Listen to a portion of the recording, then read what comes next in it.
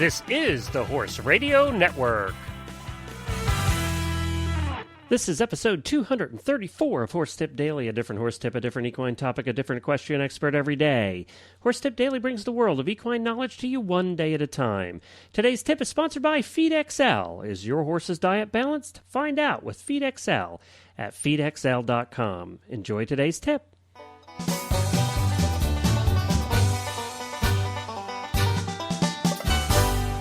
I'm Glenn the Geek from Lexington, Kentucky, and welcome back to Horse Tip Daily. Today, we have one of our most popular guests back on with us again, Dr. Johnson. She's back every week, and she runs, as I said before, the Oak Hill Shockwave and Veterinary Chiropractic Clinic that's based in Calabasas, California. And this tip is taken off of the Jumping Radio Show over there with Chris Stafford, which is part of the Horse Radio Network. This tip is taken off of episode 19. And you can hear the rest of the show by visiting jumpingradio.com. You know, is your horse's diet balanced? We'll find out with FeedXL. FeedXL does all the smart stuff that it takes to formulate and balance a horse's diet.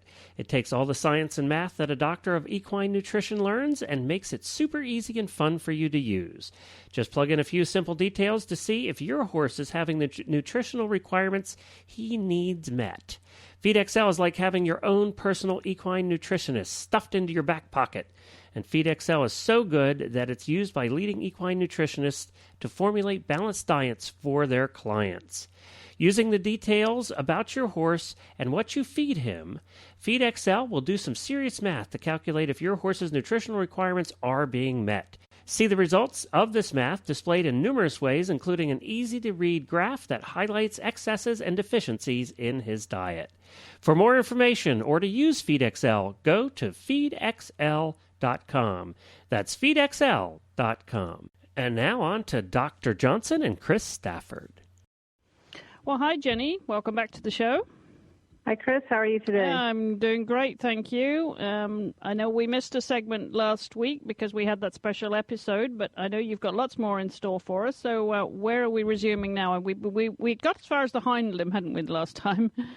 Yes, last time we were talking about, we'd started the discussion of Hindlimb symmetry, and specifically we had discussed two aspects of that, muscle atrophy and swelling in the hindlimb. And today we're going to continue on the discussion of hindlimb symmetry, and we'll look at both bony asymmetry and differences in fetlock height as they relate to asymmetry in the hind end. So the first area that I want to talk about, again under the bony asymmetry topic, is asymmetry in the tubercocci. And now the tubercocci is the point of the hip, and asymmetry in the height of the tubercocci can be associated with many different types of pelvic fracture. This is probably one of the most common fractures that you'll see, or a fracture of the tubercocci is one of the more common types of pelvic fractures you'll see, and it's commonly referred to as a knockdown hip. And that the classic origin of that, or how that happens frequently, is the horse goes through a stall door that's not completely open, or goes through an opening that's too narrow and bangs the hip and just knocks off the end of that bone. Not necessarily always associated with lameness, but certainly something that our listeners should be aware of when they're looking at horses. And the next area of asymmetry that I'd like to talk about is the tuber sacrale. The tuber sacrale would be if you're standing behind the horse, looking at the horse, the topmost portion of the rump is the tuber sacrale. And frequently you'll hear the terminology a hunter's bump. And a hunter's bump describes a prominence of the tuber sacrale. Now, this really develops surrounding musculature, or it may be a result of a change in position of one or both tuber sacrale. And it can also just be the horse's conformation, so kind of a range of things that can cause that hunter's bump and what it may be a reflection of.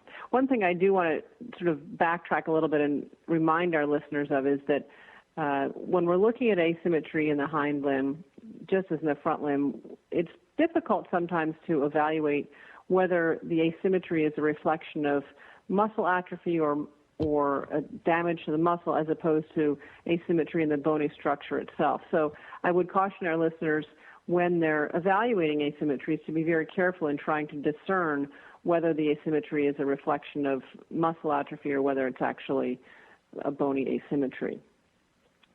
Now, referring back to the tuber sacrale and the hunter's bump, another aspect that can be a reflection that can be reflected in a variation in the tuber sacrale asymmetry is a horse with an acute or chronic sacroiliac joint disruption. So that actually can be quite a serious situation that is reflected by an asymmetry in appearance of the tuber sacrale. And typically with an acute fracture of the base of the tuber sacrale, the affected side is lower. Now moving on, still standing behind the horse, the next area I want to talk about is looking at the width of the pelvis. If you took a line and bisected the horse on the midline and evaluated the width on either side of that line from the midline to the outside of the horse on left and right, those widths should be essentially equal. Now, a change in the width of each half of the pelvis is a subtle but an important clinical sign of a pelvic injury. Usually, the narrower side will be the side with the injury, and that's typically a result of compression or overriding fracture fragments in the case of a pelvic fracture. Next, another item that we'd like to look at would be swelling over the greater trochanter. The greater trochanter is essentially the point of the rump when you're looking at the horse from behind. And I would like our listeners to become accustomed to standing behind the horse and looking at this area, looking for swelling. And it's a subtle type of swelling in the grooves between the musculature and this point of the hip as you're standing from behind, or the point of the rump, rather. And you may see swelling in this area 2 to 3 weeks after a fracture of the hip joint. Again, very subtle, but something that our listeners could do well to take notice of. Now, another aspect of evaluating asymmetry is feeling a horse for crepitus. Now, crepitus is what we call bone-on-bone grating. You'll hear or feel sort of a crunching movement as you're potentially lifting the leg and moving it about. You might feel that, and that would be a reflection of a fracture in a hip joint, perhaps, or very advanced arthritis. Usually that would be days to weeks after the fracture occurred. And it's something that can frequently be felt externally. It may be something that's only felt internally when the veterinarian does a rectal exam in evaluating, a substantial pelvic lameness. And it can also sometimes be heard using a stethoscope, listening to the area and manipulating the leg. Now, also standing from behind the horse, looking at the calcaneus, or the point of the hock. The point of the hock should be of equal height from side to side. And an alteration in that is a reflection frequently of an injury. And depending on the injury, the point of the hock could either be raised or it could be dropped. Unfortunately, this frequently can be difficult to evaluate because if you have a substantially lame horse, they may not be weight-bearing on one of the hind limbs, and so that can be something that's difficult to evaluate. But in more subtle lameness, is just a good idea to get used to looking at those symmetries in the height of the hock. Similarly, we're also going to be looking at fetlock height, and we had looked at that in the forelimb, and it's just as important in the hind limb as it is in the forelimb. And I would like our listeners to get accustomed to looking at that. The fetlock height should be assessed in the standing horse and during movement. When the horse is standing, of course, he should be standing on a level surface that's even, smooth, no rocks or such that he would be standing on and fairly level. The fetlock height should be symmetrical, which would be assuring that the horse is loading the limbs equally, and that's true, again, both at rest or standing and in motion. When the horse is walking and trotting, you want to look and see how far does each fetlock drop. They should drop an equal amount on both sides. Now, a loss of support to the fetlock will cause the fetlock to drop, and that frequently is a reflection of either damage to the suspensory ligament or damage to the superficial flexor tendon.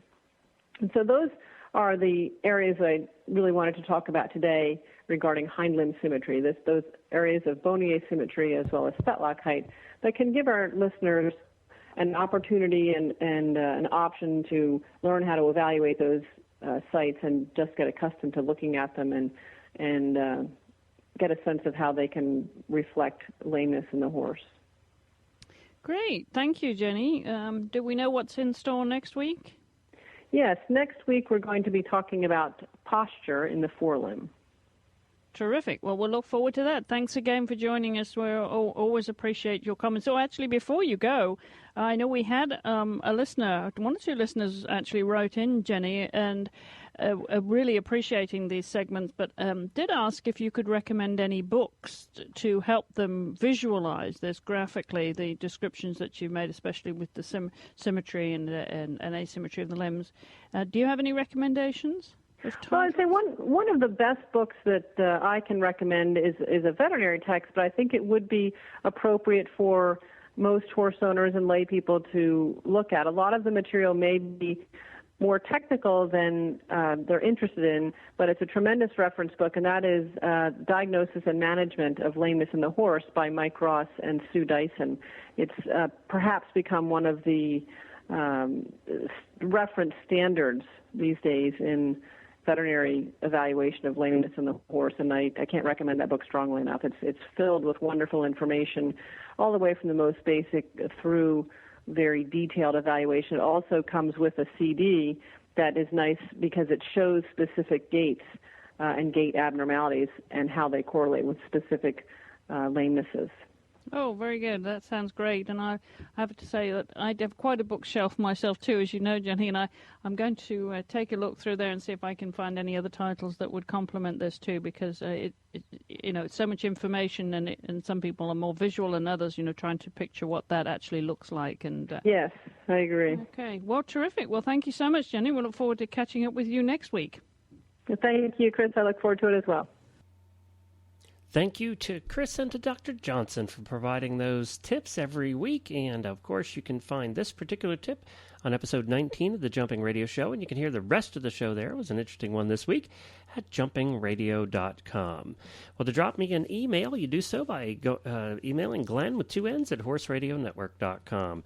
And don't forget to stop by our website at horsetipdaily.com for all the show notes and the links to all the experts that we have. You can listen to all Dr. Johnson's tips all at once if you want to, right down the line.